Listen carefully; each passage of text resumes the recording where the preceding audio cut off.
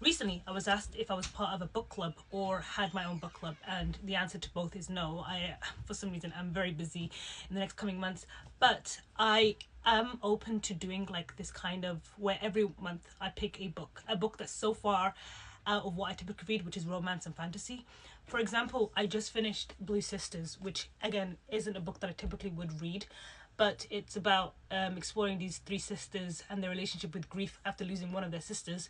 And I, as someone who has five other sisters and being the oldest out of the six, it was such a beautiful way of like talking about that love that you have, that complex love for your siblings, and that complicated relationship, especially when you get older. So I love this book, and I was like, you know what, I need to broaden my horizon. I need to read less romance. Well, more still read romance and fantasy, but I want to also broaden it to nonfiction or other books that I wouldn't typically pick. And I did see Jack Edwards' post about this book where he is starting a book club kind of thing where he talks about on his podcast, and this book really interested me, so I brought it. It's Evening and Weekends, and again it's just about people's day-to-day lives in London on a hot summer's day.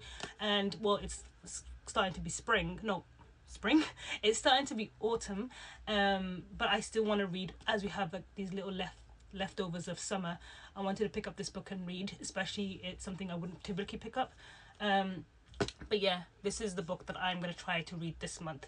And I'm going to hold myself accountable by saying it here on the 6th of September. I want to read this book. And hopefully by next month, I would have read this book and I would have told you what it is.